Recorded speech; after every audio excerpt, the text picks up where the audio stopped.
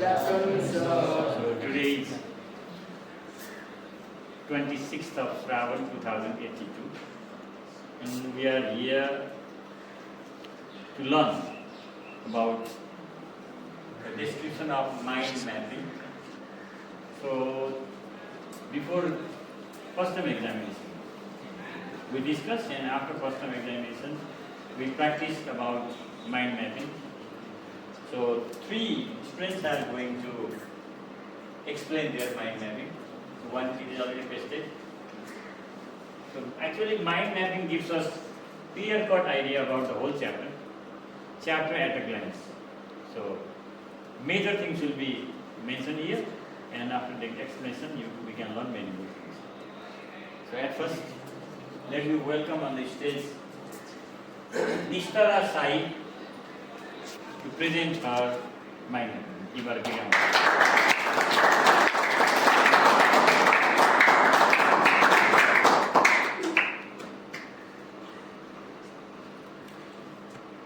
Namaskar and very warm good afternoon to our science teacher, Mr. Isun Yupani sir, and my dear classmate. As you all know, it's me, Mr. Sai from grade 10 stand here to explain or present mind mapping of chapter Motion and Force. It was the project for second UT and it is also practical work. It contains 5 marks. Now, my person was to do the mind mapping of force and motion. In force and motion, there is gravitation force. Topic is gravitation. Before the 16th century, the Earth was considered to be the center of the solar system. Other heavenly bodies like the Sun, the planet, and their satellites were also evolved around the Earth with a uniform circular motion. It means that gravitation is founded before 16th century. It was considered as center of solar system. It is still considered as solar center of solar system. Gravitation is force between heavenly bodies. The formula to find force is equals to G capital G is universal law of gravitation. Capital G is universal gravitational constant. It is known as G, capital G, and M1 into M2 by D square, where F stands for force, G stands for universal gravitational constant. And second topic was in book, there was universal law of gravitation. Every body in the universe acts at each other with a force that is directly proportional to the product of their masses and inversely proportional to the square of distance between their centers. It means that universal law of gravitational is force between attraction each other with a force. Force is directly proportional to the product of their mass, and it is inversely proportional to the square of distance between their centers. And there was second topic was universal gravitational constants, also stand for capital G. It is defined as the gravitation produced between two bodies of unit masses separated by unit distance between their center. There is a huge difference between gravitation and universal gravitational constants. The universal gravitational constant has its own value. Value is 6.67 into 10 to the power minus 11 kilometer square. Newton meter square per kg square. Formula is to find gravitational universal gravitational constant is capital G is equals F into D square upon M1 into M2. And there were some consequences of gravitation and gravity. First one is it is also helping the existence of the atmosphere surrounding the Earth. And second one is gravitation is force between the weight of a body. And third was gravity gravity causes liquid to flow downward. When there is gravity, as you can also see that river, they flow downward, not upward. And there was some there was acceleration due to gravity also.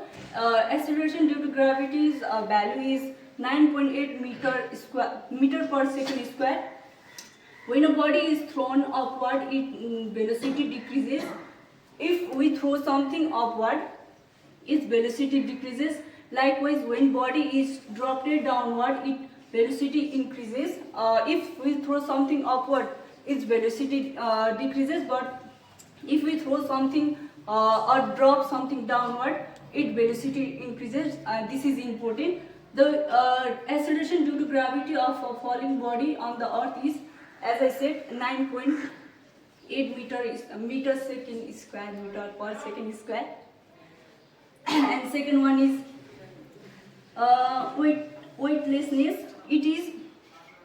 Weightlessness is defined as a condition where a body feel like its weight is zero. In other words, weightlessness is the state of a freely falling body that seems unaffected by an force even though gravity is still acting on it. Weightlessness is simply defined as free falling body. It feels like there is nothing, there is no, it feels like something is not affected by it. Still there is gravity, but it feels like there is no any force. So it is also known as zero falling body. And second was Fisher and Quinn experiment. This experiment uniform that acceleration due to gravity is independent of mass of the falling body. The ear resists more to the feather than the queen. And there was some free falling of object on the earth, like flying aircraft, jumping with a parachute. And there was some free falling also. When a body fall freely towards the center of the earth under the influence, the gravity, the motion of the body is called free falling. Here V stand for final velocity, U stand for initial velocity, A stand for acceleration, T stand for time taken, G stand for acceleration due to gravity, and S stand for distance traveled by object, and H stand height. Here is, you can see some figure like bottle. When it bottle at rest, water fall from center, and when bottle at falling body, water is going inside the bottle. And some relation of gravitation and relation of gravitation with its factor. First one is relation between gravitation and product of mass of object, and in there also there is categorized into two. First one is if the mass of one of the body is doubled by keeping the distance constant, and second one is if the mass of both the body is doubled by the keeping the distance between their center constant. Here you can see the figure. In the first figure there is normal condition. Here is like M1 M2 is in their constants, in their distance their distance are in constants. There is change in condition, like it is 2m1 and 2m2. There is double is here. If the mass of both the body is doubled by the keeping the distance between the center constant, it means the distance between is double. And there was relationship between gravitation and distance between the center of the bodies. First one is there. It was also categorized into two. First one is if the distance between two bodies is half by keeping their mass constant. First one, in normal condition there was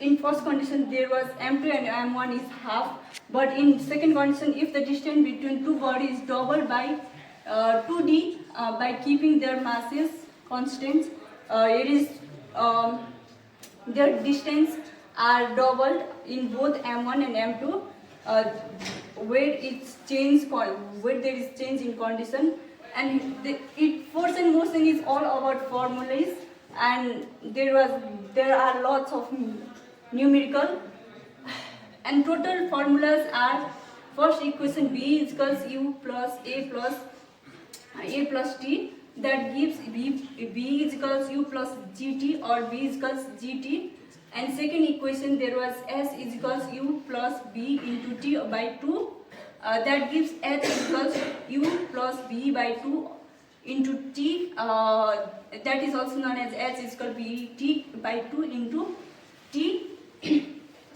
And third equation was s is equals ut plus 1 by 2 at square, that gives h is equals ut. So this mind mapping was a wonderful one. So we have to remember, always develop the habit to make mind mapping. So later on it becomes easy for you to explain it well. Understood or not? So it is a kind of summary. Main points are mentioned here. After observing main points, you can explain easily. Because always going from top to bottom of the chapter means it's quite difficult. Understood or not? That's why what are the major points? So she has mentioned here about gravitation, heliocentric theory, geocentric theory, and Newton's universal law of gravitation. Formula is here. F equals to g m1 m2 by d square.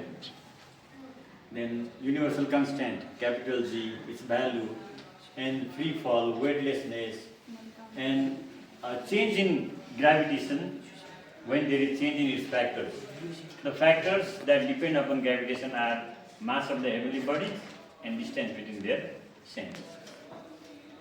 So, thank you very much, Ms. Tara. Now it's the time of mind mapping presentation. So let me check. Deepak.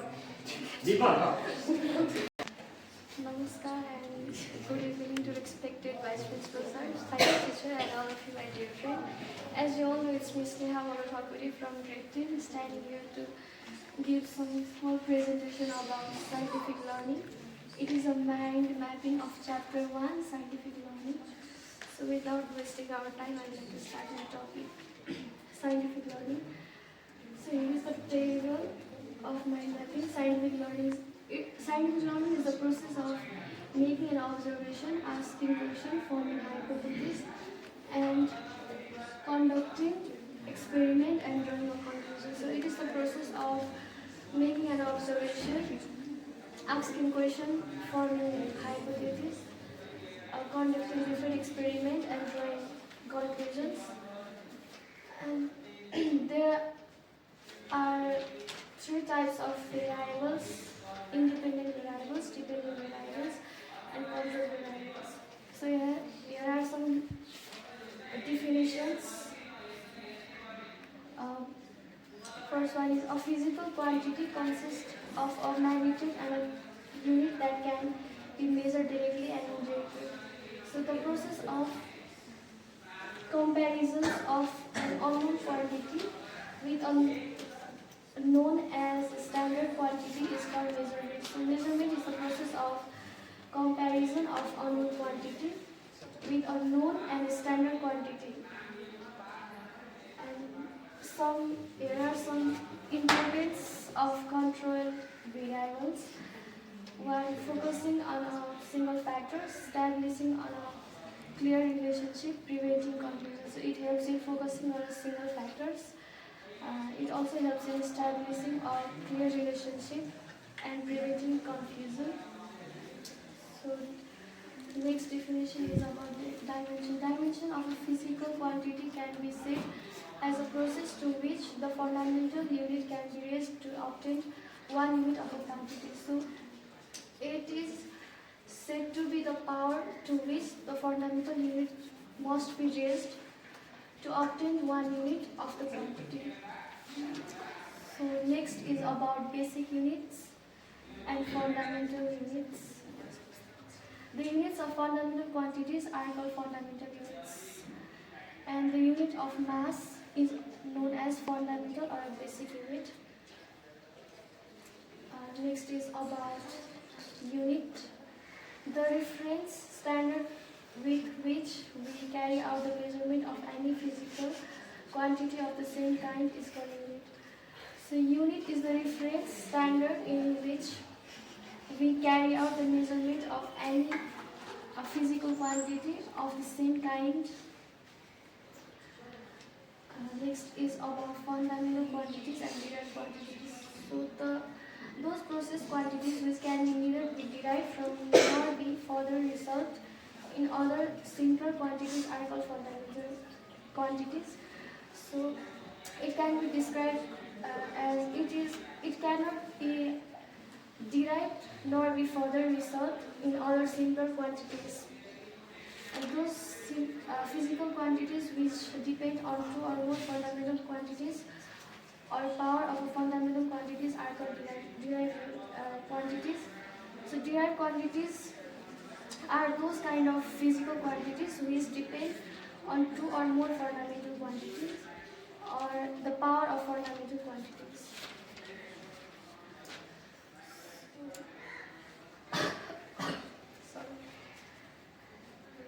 So here is the definition of variables. Many factors that can affect the outcomes of the results of experiment are called variables. So those factors which can affect the outcome or the results of experiment are known as variables.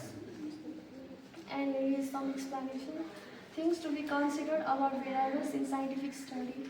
So here is the points which should be considered about variables while doing a scientific study. An experiment or scientific research have one independent variables and one dependent variables. So, scientific research or an experiment have one independent variables and one dependent variables. It is compulsory. Number 2, variables other than the selected independent and dependent must be controlled. So, selected independent and dependent variables should be controlled. And 3 is independent variables is the cause and its value is independent on their variables in scientific study. Value is independent on their variables in scientific study.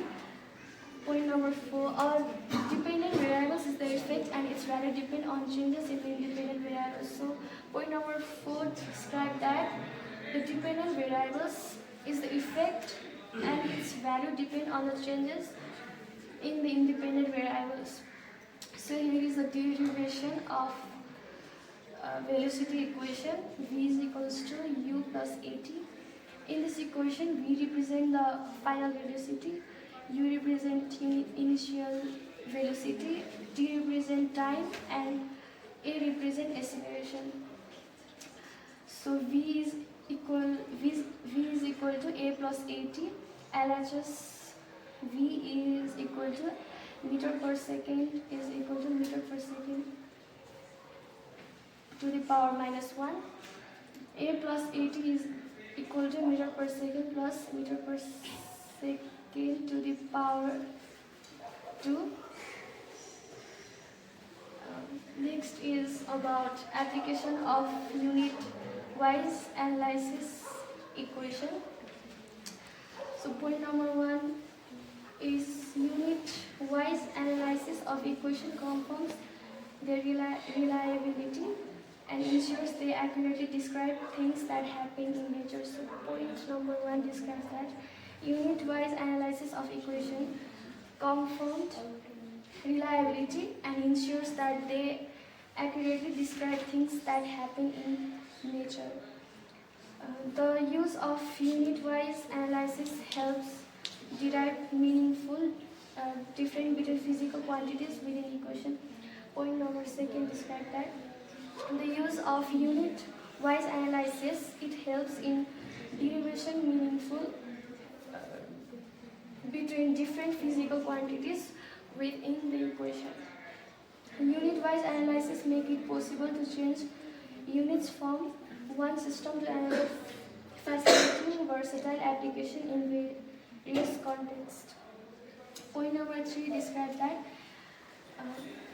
it analyzes to make possible to change unit from one system to another, facilitating versatile applications in various contexts. So next is about the importance of dimensional equation. Point number 1, to derive the relation between various physical quantities. Point number 2, according of equation can be verified by checking the correctness of any equation. Point number 2 describes that the equation can be verified by checking the correctness of any equations. 3, to convert the value of a physical quantity from one system of unit to another system. Point number 3 describes that to convert the value of physical quantity from one system of unit to another system. So that was about chapter 4, scientific learning. By saying this much, I would like to conclude my presentation. Okay. This is the first chapter of grade 10, scientific learning. There are different steps of scientific learning: observation, hypothesis, experiment, analysis, conclusion. Yes, sir. And next, this chapter mainly contains about those variables: independent variable, dependent variable, and control variable. Afterwards, unit, fundamental unit, derived unit, and unit-wise analysis, whether the unit of particular substance is a given equation is correct or not. So that is all. Now the next one. Namaskar and warm good afternoon to our science teacher and my dear friends. As you all know, it's Videsara Bhandari from grade 10, standing here to present about the topic genetics and genetic technology. First of all, the question is about heredity. The process through which a parental trait passes through one generation to another generation is known as heredity. And genetics is the biology that deals with the mechanism of heredity and the variation.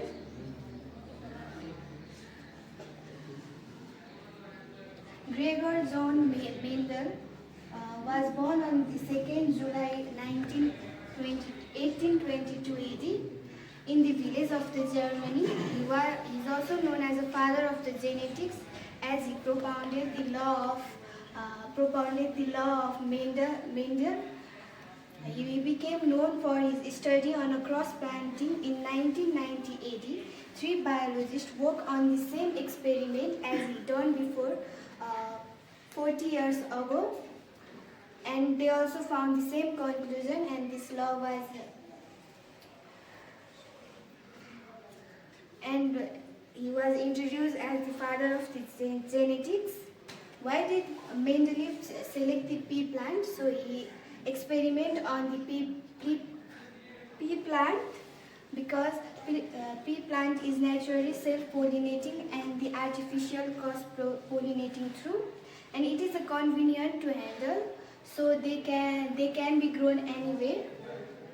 And another topic is gene. A gene is a basic physical and a functional unit of the heredity. There are almost 20 to 25,000 of genes in every human body, as per scientists. And there are 3 laws of Mendel which he has propounded. So first law is law of dominance. When a cross of made between a pair of pure contrasting character, only one of them is able to express itself, phenomenon typically, while other remains hidden in a F1 generation. Likewise, second law is law of segregation. When the two two members of a pair of a factors separate during the formation of a gamete, then it is the law of segregation. It is also known as the second law of Mendeleev. Mendel. Third law is law of independent assortment. When the two pair of independent allele are brought together in a hybrid, also known as F1, they at the time of a gamete formation segregate as a row, random and freely. So another topic is selective breeding. It was a term by the Charles Darwin. Selective breeding is one of the earliest form of the technology, and it is responsible for many of plant and animal that we know today. And another is artificial insemination, AI. In 1784 AD, the first test of artificial insemination was conducted in a dogs. As it was successful, AI enhanced the efficiency. Artificial insemination involves collecting of sperms from the male animal and transfer into the female. Transfer into the reproductive tract of the female. And the last topic is about IVF. It is the process where the eggs is combined with the sperm, and IVF is a convenient way to produce the baby of a childless couple. IVF increases the chance of a birth of a healthy baby too. Thank you and have a good day. Thank you very much for all the presentators for today. Number one, Nitara Sai Thakuri. Number second, Sneha Malla Thakuri. And next one, Desara Bhandari. So, three chapters are discussed today. What are they? Number one, Force and Motion by Nistara. Second one, Scientific Learning by Sneha. And third one, Heredity, Genetics, that is by Desara. So, in the chapter Heredity or Genetics, you need to practice, especially mono-hybrid cross between tall and dwarf pea plants, red and white pea plants, or black and white pigs, or rats. So what happens when they are crossed?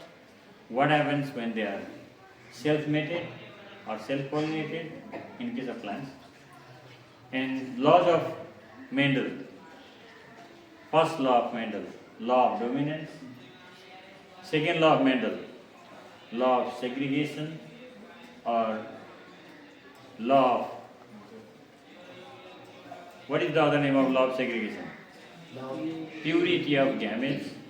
Third one, law of independent assortment.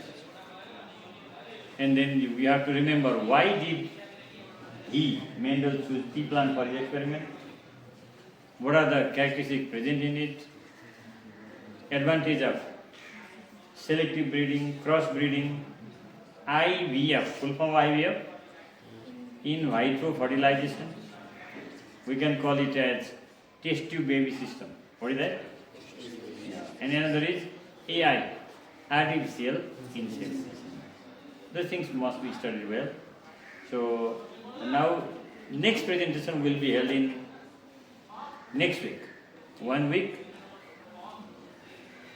one presentation only. So today they have done. Next week I think probably there may be near about 5-6 presentations. Accordingly we will do. So you have to be prepared. And I will tell you whom to be prepared. So they will prepare and come. Otherwise it will be haphazard. Understood?